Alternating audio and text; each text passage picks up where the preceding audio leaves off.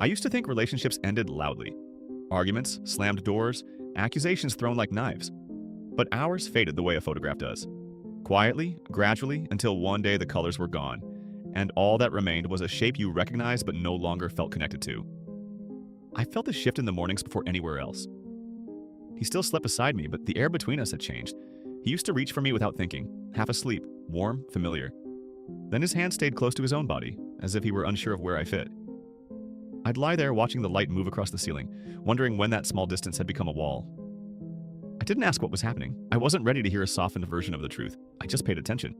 The way he checked his phone before saying good morning, the way his expression shifted at messages he never mentioned, the way he lingered in the bathroom, humming a tune I'd never heard from him. He moved with a rhythm that didn't match mine anymore, like he was living in two places at once.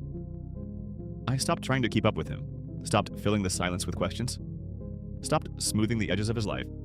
He began misplacing things he always kept track of. Keys left on the wrong table. Wallet forgotten in a jacket he never wore. Charger abandoned in the car. He'd ask if I'd seen them, and I'd simply say I hadn't.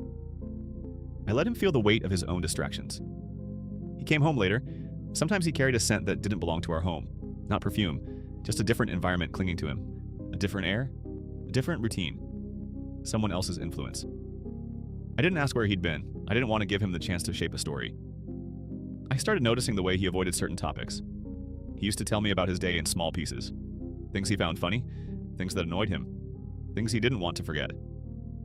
Now he spoke in summaries, as if details were dangerous, as if the truth might slip out if he let himself relax. One evening, he walked in with a softness in his expression that felt misplaced. He asked if I wanted to watch something together. I told him I was tired. He nodded, but his eyes stayed on me longer than usual, searching for something he'd already lost. That night, I lay awake beside him, listening to his breathing. Uneven, heavy, full of thoughts he didn't share.